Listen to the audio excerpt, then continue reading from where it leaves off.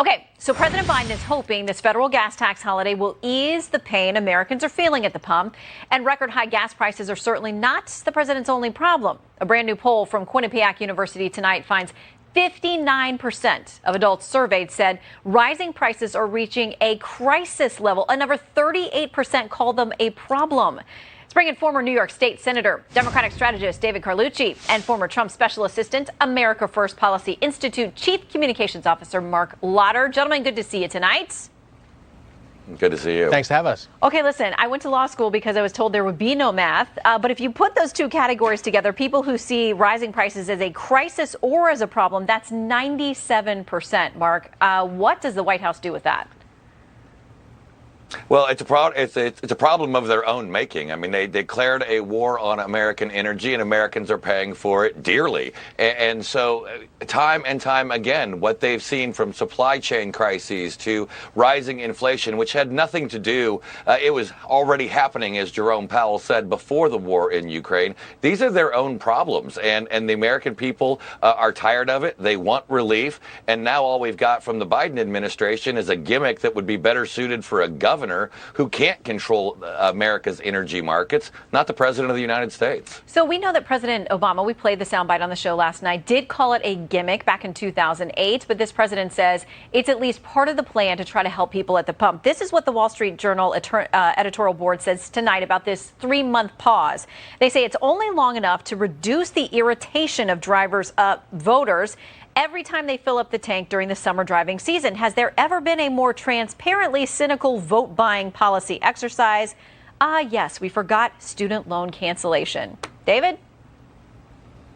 Well, I'd have to disagree because, look, inflation is a global issue.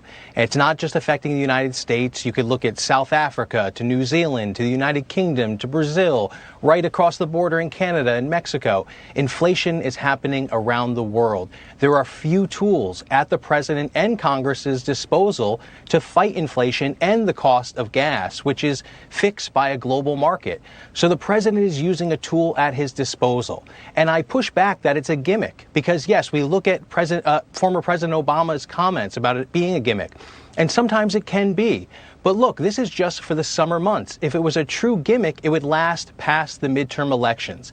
The president is being honest with the American people. He's saying, look, the price of war with Russia in Ukraine is having that effect. Yes, inflation was on the rise before the war, but it has exacerbated things tremendously and has caused this global inflation problem that we're seeing. Yeah, inflation was up fourfold between when the president took office and the invasion of Ukraine began. And even today, the Fed chair, Jerome Powell, said it is not about the war. That is not the primary driver of what's happening with inflation. Certainly not helpful. And the White House mentions that tonight, that this is part of what is causing the pain. And they use the words, Congress should do what it can to provide working families breathing room because the war in Ukraine is imposing costs. Now, whether Congress is going to do that or not, here's what Speaker Nancy Pelosi said in her statement, which didn't sound like a huge vote of confidence on this tax holiday. She said, we'll see where the consensus lies on a path forward. So, Mark, does it have any legs on the Hill?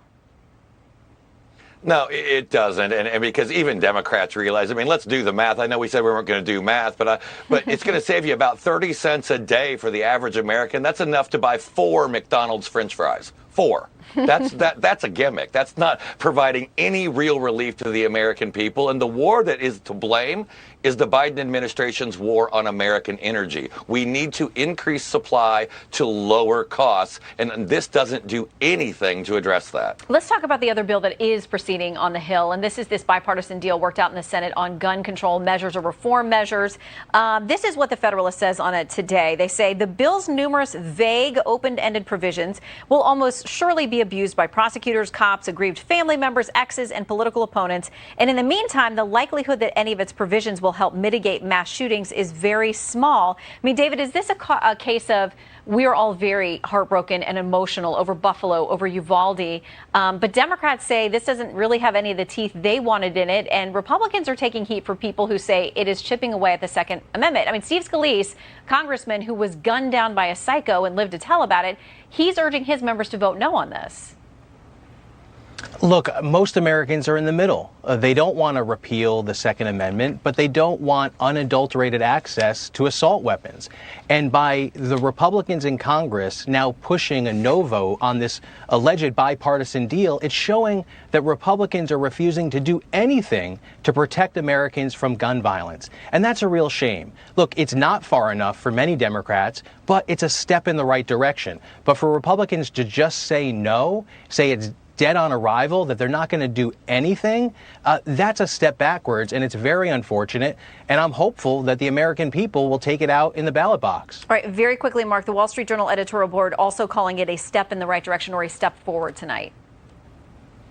Yeah, and Matt Whitaker, the former acting U.S. Attorney General, works for AFPI. He put out a statement today. There are elements of this that are very useful, including focusing on mental health and school safety. But we've got to respect the rights, the constitutional rights of the American people, due process, and their Second Amendment rights. And there's a lot of concern there. Mark and David, we appreciate your time. Thank you so much. Thank you.